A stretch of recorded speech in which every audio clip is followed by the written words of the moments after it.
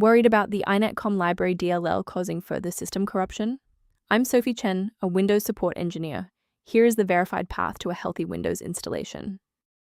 I recommend the automated system scan for Inetcomm Library to finish your setup in seconds. This is the Inetcomm Library, the Internet Messaging Communication Library. It provides the localized foundation for handling MIME-encoded emails and localized NNTP and SMTP protocols, mandatory for legacy Windows Mail and Outlook Express to pass and display localized message body structures and attachments. Now that we've covered what the file does, let's jump into our first fix. When a core file like Inetcomm Library DLL is missing, it's best to let Windows perform a self-repair. Access an elevated command prompt and run sfc/scan now to synchronize and restore any damaged or missing system-level files.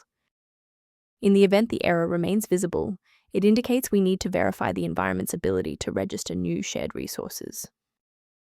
A full system restart clears the temporary memory cache and allows Windows to attempt a fresh initialization of all required libraries, including Inetcomm Library. Before you reboot, make sure to bookmark this video or click the like button so you can easily find your way back to the next step once your PC is back up and running. Restarting is our first line of defense. Since that didn't clear it, we'll dive into more specific settings in step 3, and if you need to pause the video to catch up, go right ahead. Since that library file is still unresponsive after the restart, we'll run a repair on the coding environment. First, go to Control Panel, then select Programs and Features. Second, find every Microsoft Visual C++ redistributable, 2005 through 2022. Third, right-click each and select Change, then select Repair. If that fails, download the latest all-in-one VC++ redistributable package from Microsoft's website. Please note that for DLL files with numbers, the number tells you which version to repair. For example, 120 equals 2013. Before we finish, let's go over the professional protocol for sourcing essential system libraries. Protect your digital environment by ignoring unofficial download links for Inetcomm Library DLL that could lead to identity theft or the permanent loss of sensitive project files.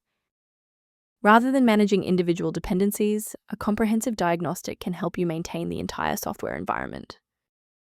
If missing library references are recurring, the software linked below provides general information on maintaining Inetcomm Library. I hope this resolved the conflict preventing Inetcomm Library from launching.